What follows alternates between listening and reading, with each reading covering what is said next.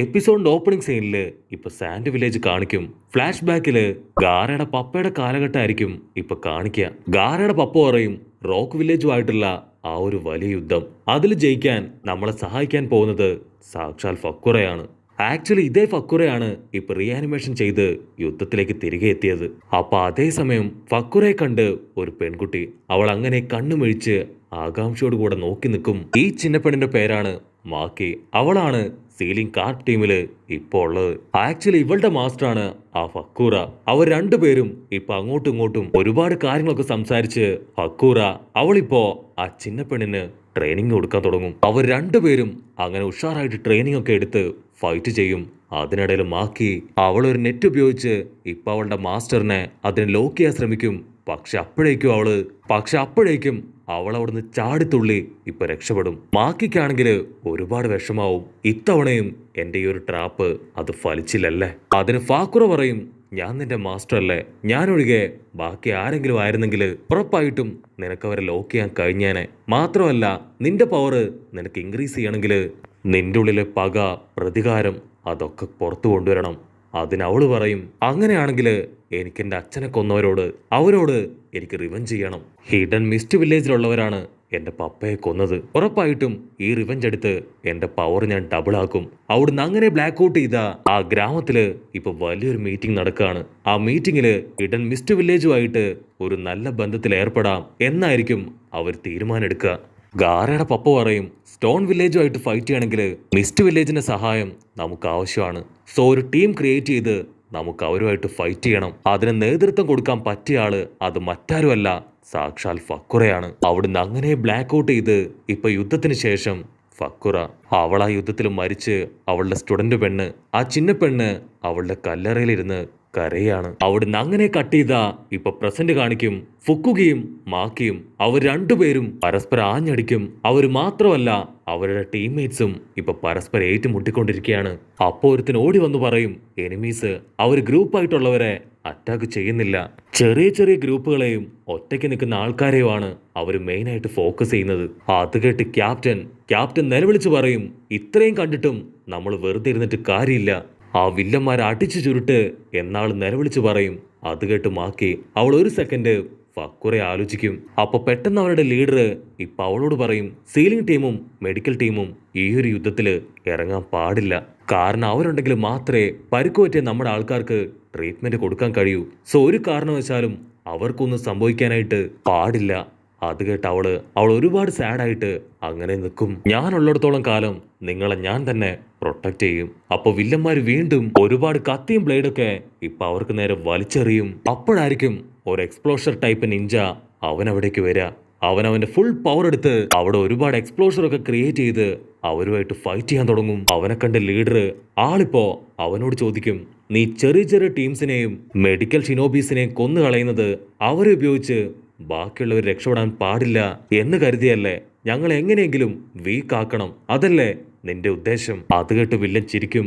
അവൻ പറയും, അതെ, മാത്രമല്ല സീലിംഗ് ടീമുകാരെ അവരെ കൂടെ ഞങ്ങൾ എയിം ചെയ്ത് കൊന്നു കളഞ്ഞുകൊണ്ടിരിക്കുകയാണ്. ക്യാപ്റ്റൻ മാക്കിയോട് പറയും, നിങ്ങൾ എല്ലാവരും പുറകിലേക്ക് പോ, ഇവന്റെ കാര്യം അത് ഞാൻ നോക്കിക്കോളാം. ഉടനെ ലീഡറും കുറച്ച് ഷിനോബികളും അവർ ചേർന്ന് ഇപ്പൊ വില്ലനുമായിട്ട് ഫൈറ്റ് ചെയ്യും. പക്ഷെ നിമിഷ നേരം കൊണ്ട് ലീഡറിന്റെ കൂടെ ഉണ്ടായിരുന്ന ആ ഷിനോബികളെ വില്ലൻ കൊന്നുകളയും.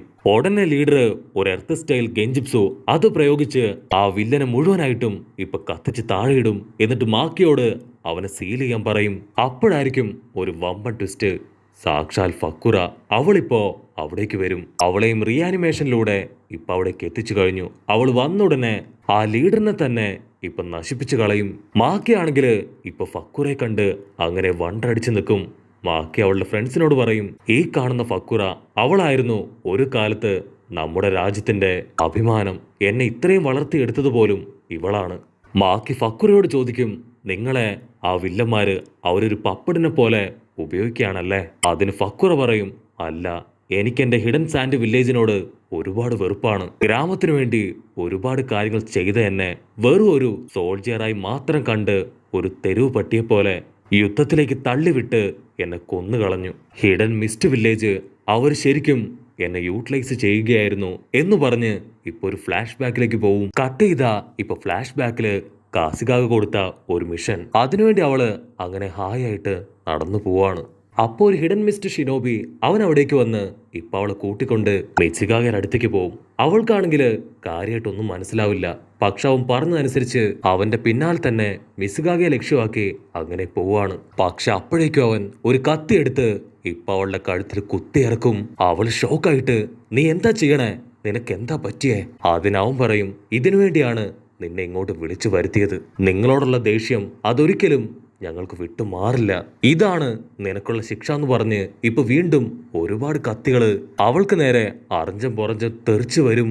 നിന്നെ കൊന്ന് ഞങ്ങളുടെ പക അത് കുറച്ചടക്കാൻ വേണ്ടിയിട്ടാണ് നിന്നെ വിളിച്ചു വരുത്തിയത്.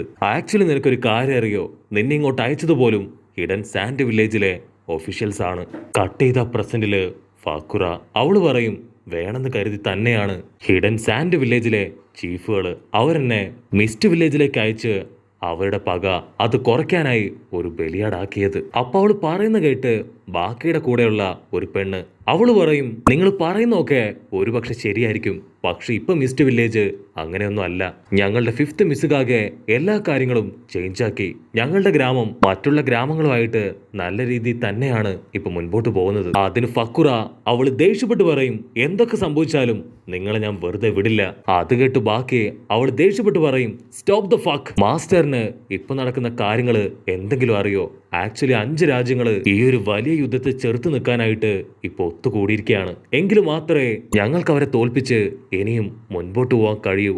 അതുകൊണ്ടാണ് ഈ അലൈൻഡ് ഷിനോബി ഫോഴ്സ് അത് ക്രിയേറ്റ് ചെയ്തത് പോലും. സോ ദയവ് ചെയ്ത് ഞാൻ പറയുന്നത് മാസ്റ്റർ മനസ്സിലാക്കണം. ദയവ് ചെയ്ത് ഞങ്ങളോട് കോപ്പറേറ്റ് ചെയ്യണം. അതിന് ഫക്കുറ നീ എന്തൊക്കെ പറഞ്ഞിട്ടും യാതൊരു കാര്യമില്ല. എന്റെ തീരുമാനത്തിൽ നിന്ന് ഞാൻ പുറകോട്ട് പോവില്ല. അതിന് ബാക്കി അവളിപ്പോ അവളുടെ പവർ ഉപയോഗിച്ച് വലിയൊരു ഷീൽഡ് തന്നെ ക്രിയേറ്റ് ചെയ്യും. അതുകൊണ്ട് ഫക്കുറ ചിരിക്കും. ഒരു ഷീൽഡ് ക്രിയേറ്റ് ചെയ്താ നിനക്ക് രക്ഷപ്പെടാൻ കഴിയോ? അവൾ ഫയർ റെഡിയാക്കി ഇപ്പൊ ബാക്കി അറ്റാക്ക് ചെയ്യാനായിട്ട് അങ്ങനെ റെഡിയാവും. അവൾ ആ തീ ഉപയോഗിച്ച് അവിടെ മുഴുവൻ കത്തിക്കും. എന്നിട്ട് ബാക്കിയും ടീംസിനെയും കറക്റ്റായിട്ട് കണ്ടുപിടിച്ച് അവരുടെ അടുത്തേക്ക് വരും. ബാക്കി പറയും ദയവായിട്ട് ഞാൻ പറയുന്ന കാര്യം നീ ഒന്നും മനസ്സിലാക്കണം. നമ്മളെ കൊണ്ട് ഒരിക്കലും പാസ്റ്റ് ചേഞ്ച് ചെയ്യാൻ കഴിയില്ല, പക്ഷെ പുതിയൊരു ഫ്യൂച്ചർ ഉണ്ടാക്കാൻ നമ്മളെ കൊണ്ട് കഴിയും. ചില കാലഘട്ടത്തില് അറിയാതെ തെറ്റുകൾ പലർക്കും സംഭവിക്കും. പക്ഷെ ഇപ്പോ ഒരുപാട് കാലങ്ങൾ കഴിഞ്ഞുപോയി. മാത്രമല്ല എല്ലാവരുടെ ആറ്റിറ്റ്യൂഡും ചേഞ്ചായി. പരസ്പരം പകയോ വഴക്കോ പ്രശ്നങ്ങളോ ഒന്നുമില്ലാത്ത ഒരു പുതിയ ഷിനോബി വേൾഡ് അത് ക്രിയേറ്റ് ചെയ്യാനാണ് ഈ അലൈൻഡ് ഷിനോബി ഫോഴ്സിന് രൂപകൽപ്പന കൊടുത്തത് പോലും. ബാക്കി അത് പറയുന്ന സമയത്ത് ഇപ്പൊ അവൾ അറ്റാക്ക് ചെയ്യാൻ തുടങ്ങും. ഉടനെ ഓമുകി അവള് ചാടി വീണ് ഇപ്പൊ ഫാക്കുറയെ അവളെ അടിച്ചു തെറിപ്പിക്കും. ഉടനെ ഓമുകിയും ബാക്കിയും അവർ രണ്ടുപേരും ചേർന്ന് അവൾക്ക് നേരെ കൗണ്ടർ അറ്റാക്ക് ചെയ്യാൻ തുടങ്ങും. പക്ഷെ അവരുടെ ഓരോ പഞ്ചും അവൾ ബ്ലോക്ക് ചെയ്തുകൊണ്ടേയിരിക്കും. വീണ്ടും വില്ലന്മാർ ഓരോരുത്തരായിട്ട് അവിടെ വന്ന് ബാക്കിയുള്ള ഓരോ ഷിനോബികളുമായിട്ട് ഫൈറ്റ് ഇടാൻ തുടങ്ങും. ഫാക്കുറ വീണ്ടും ഇപ്പൊ ഫയർ സ്റ്റൈൽ വലിച്ചെറിഞ്ഞ് പുറകിലേക്ക് ഓടും. പക്ഷെ അപ്പോഴേക്കും അതിലൊരു ഷിനോബി ഇപ്പൊ ബോംബ് കണക്ട് ചെയ്തിട്ടുള്ള ഒരു കത്തി അവൾക്ക് നേരെ വലിച്ചെറിയും. അവൾ ആ കത്തി അത് വലിച്ചൂരുമ്പോഴേക്കും ഇവിടെ ബാക്കി അവളുടെ സ്ക്രോൾ ഉപയോഗിച്ച് ഇപ്പൊ അവളെ പിടിച്ചു വലിക്കും. പക്ഷെ ആ വില്ലൻ അവൻ ഓടി വന്ന് ആ സ്ക്രോള് അത് രണ്ടായിട്ട് കീറിക്കളയും. അപ്പോഴായിരിക്കും ഒരു വമ്പൻ ട്വിസ്റ്റ്. ഫക്കൂറ അവളിപ്പോ അവളുടെ ഫയർ സ്റ്റൈൽ ഉപയോഗിച്ച് ആ ഗാരി വില്ലനെ അവനെ ലോക്ക് ചെയ്യും. ഫാക്കുറ പറയും അടുത്ത തലമുറയ്ക്ക് വേണ്ടി ഞാനിപ്പോ ഒരു വിട്ടുവീഴ്ച നടത്താൻ പോവാണ്. ഫക്കൂറ നിലവിളിച്ച് പറയും ബാക്കി ഇവിടുന്ന് ഓടി രക്ഷപ്പെട്. നിങ്ങൾക്ക് വേണ്ടി പുതിയൊരു ഫ്യൂച്ചറിന് വേണ്ടി ഞാൻ എന്റെ പക അതിവിടെ അവസാനിപ്പിക്കുകയാണ്. അത് കേൾക്കേണ്ട താമസം ഇപ്പൊ ബാക്കിയും ടീമും അവിടുന്ന് ഓടി രക്ഷപ്പെടും. കട്ട് ചെയ്ത കബൂട്ടോ അവൻ വീണ്ടും ഇപ്പൊ ഫക്കൂണിനെയും ഓമുകയും അവർ രണ്ടുപേരെയും കൺട്രോൾ ചെയ്യാൻ തുടങ്ങും. അവിടുന്ന് അങ്ങനെ ബ്ലാക്ക് ഔട്ട് ചെയ്ത ഇപ്പൊ നമ്മുടെ ആൾക്കാര് അവരൊരു മരത്തിന്റെ ഇടയിൽ ഒളിച്ചിരിക്കുകയാണ്. ബാഗി അവളിപ്പോ മാറി നിന്ന് കണ്ണടച്ച് കൈകൂപ്പി പ്രാർത്ഥിക്കുന്നതോട് കൂടെ ഈ ഒരു എപ്പിസോഡും അവസാനിക്കുന്നു. എപ്പിസോഡ് ഇഷ്ടപ്പെടുകയാണെങ്കിൽ തീർച്ചയായിട്ടും ലൈക്ക് ചെയ്യാനും കമന്റ് ചെയ്യാനും ഷെയർ ചെയ്യാനും മറക്കല്ലേ. അടുത്തൊരു അടിപൊളി എപ്പിസോഡുമായിട്ട് കാണുന്നവരെ it's me with Mallu episode.